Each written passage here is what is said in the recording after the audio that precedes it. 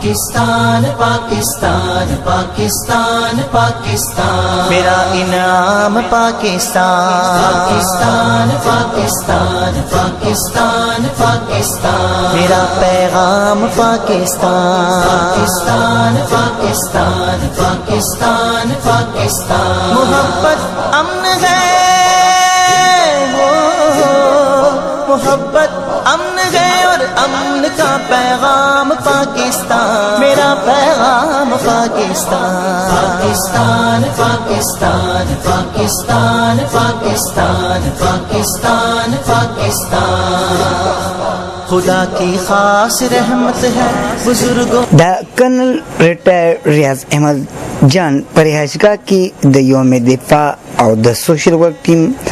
په لومړۍ سالګرې مناسبت سره یو پروګرام منعقد شو. په دې پروګرام کې د زندګۍ د مختلف شعبو سره تعلق لرونکي افرادو په ګڼ تعداد کې شرکت کړی و. مقررینو د یوم دفاع او د سوشل ورک ټیم په کارکردګۍ باندې رڼا واچوله او شاهد بلال او د هغوی ټیم ته یې مبارکبادي وړاندې کړو. نن چې زموږ کوم پروګرام دا د یوم دفاع چې ستمبر کله چې انډیا خپل ناپاک مقاصد حاصلولو لپاره پاکستان باندې 25 ستمبر 1965 کې حمله کړې و او زموږ پاک فوج چې دی دغه دفاع کړې و د وطن. موږ د هغه شهیدانو او د هغه غازیانو کوم چې هغه وخت کې په ملک باندې قربان شيو او کوم د خلکو خلاف چې جنگیدلو د انډیا خلاف دغه په یاد کې چې موږ دا ورځ منځو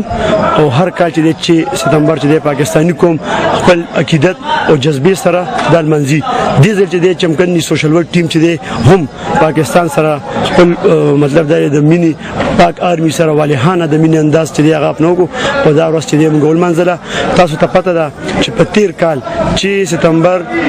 2020 کې چې د موږ ډومبه پروګرام چې په جمهوریت آباد مالت کې کړو د شفیدی او د انعام ډاکټر د سفید ګل مرحوم بچی هغه چې د ډومبه پروګرام سوشل ورک ټیم چمکني په ځاس کې کړو نو موږ چې هغه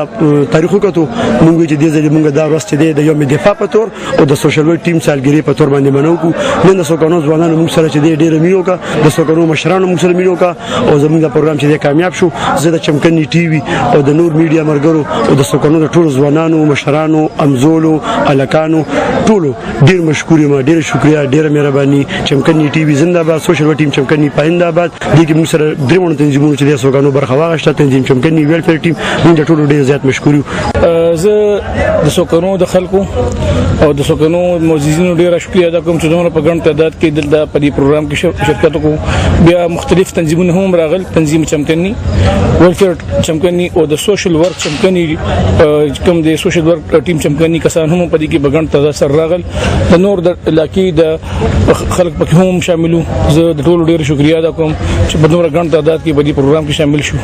او 6 سپټمبر هم دا پروګرام